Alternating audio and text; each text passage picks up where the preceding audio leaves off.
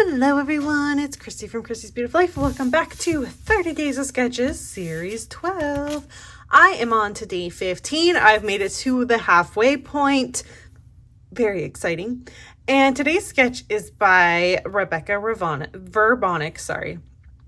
I love this sketch. I find it challenging. I'm not exactly sure how it's going to turn out, but to be honest with you, sometimes those sketches turn out to be your favorite layouts. So I will just say, if you see a sketch that looks challenging and you don't know what to do, give it a shot anyways. Sometimes it's worth it. I have a little bit of a game plan today. I'm going to be working with the Marigold collection from Maggie Holmes. Yeah, I know it's old, but it's been sitting on in the basket next to me, and I was trying to look at the bingo board and think of something maybe I haven't done on it yet. That's not really the way I'm going, but that is what I was doing. I've decided I think I'm going to try and do like a monochromatic layout in a way. My plan is to have either this as a background or this one. And then I'm going to do black and white for the squares. So I pulled out every piece of black and white that there is in the collection. There's a lot of it. And I don't know. I haven't decided how I'm going to do this. I don't know what I have no idea. But this is what I've grabbed, and I'm going to maybe do some stitching. Maybe I don't know. I have no idea. But this is my jumping off point. It's what I wanted to start with. And a starting point is always a great thing to do, especially with a sketch that you're just not so sure about. My other suggestion is, if you are attempting to do a sketch that you're not sure about, is to head on over to the Facebook group and see what everyone else has done with the sketch, because that could inspire you, and then you can almost do a scrap lift of someone else using the sketch, and you're still using the sketch. We do that here on my channel. I'm only up to day 7, I believe, but we get through it, and we're working through it when I can do the lives with you guys. And so if you have a long time to spend and just want to hang out, you can check that out as well. Okay, I'm going to get you on fast forward and let's get going. My first assignment, I guess, for this layout is to figure out which pattern papers I'm going to use for the 4 separate elements. I'm dividing these black and white papers up kind of by tones, almost like giving myself the option of the choice of 2 for each block, and then I decide. And this was an easier way for me to go about it. I really wasn't sure what I wanted, exactly where I was going to go. I hadn't picked out photos yet. I just was playing off of this idea I had, and then I'm going to bring in my photo afterwards. I know for sure that I want this really cute heart paper. It's what I saw when I was originally thinking, what am I going to do with this layout? This heart paper is the first thing I saw. So I know for sure I have to use that. And then I decided it needed a darker element, so I grabbed this Gingham one.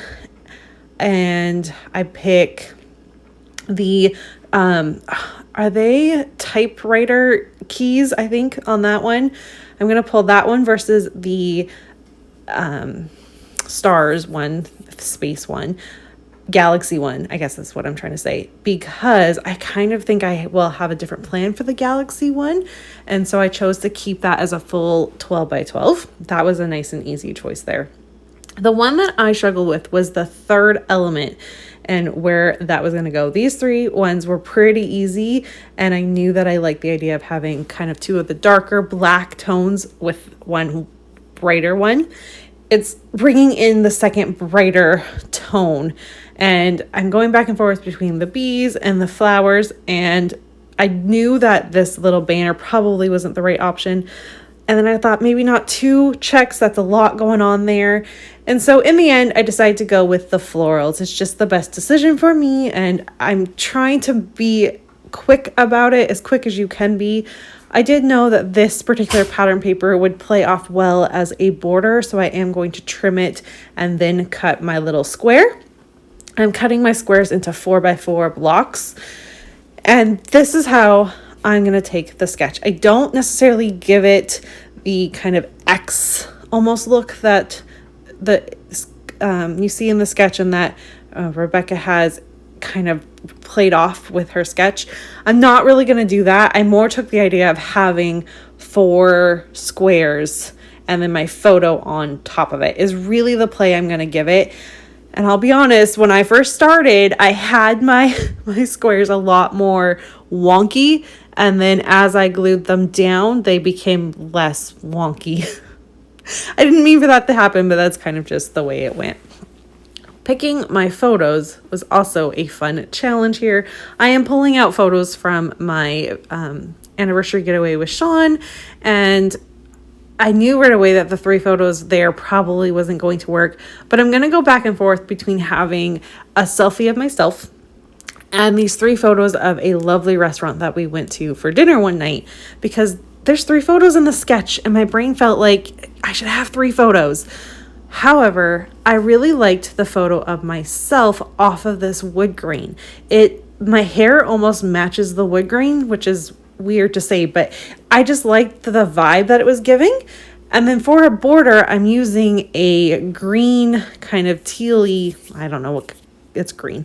That's the same color as my shirt. And so we're just going to go with this one. It's how I'm going to go with it. I like it.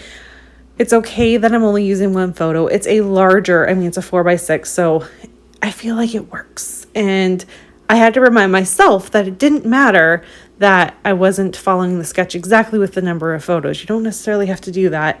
And that was something I had to remind myself. So here's a reminder to you too. You don't have to use the number of photos you see in the sketch. To do some layering, now I'm not using Maggie Holmes ephemera or anything to layer. I'm pulling in the Jen Hatfield collection that I kind of brought into with my anniversary trip here and there. I've tried to get a few pieces pretty much on each layout.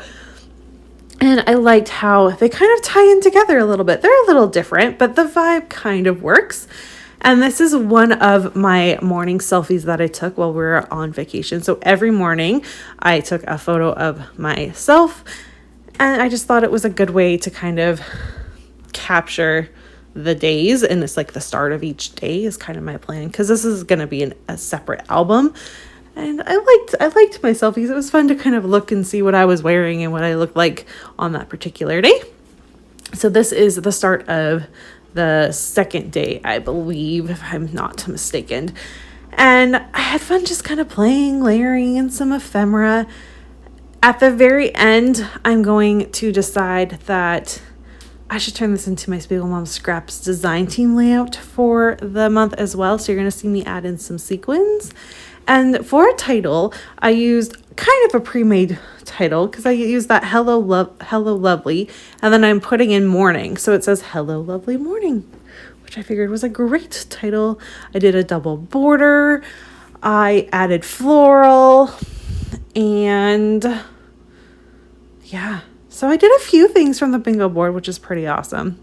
And I'm just happy with the way that this one turned out. So that is a close-up of my layout with the sequins added. If you're interested in purchasing some sequins and Spiegel Mom Scraps, you can use my code Christy15. It'll give you 15% off in the shop. And all in all, I'm really happy with this, and I loved playing with the sketch. So thanks so much for spending some time with me. Here's a look at that finished layout, and I will see you guys all again soon. Bye, everyone.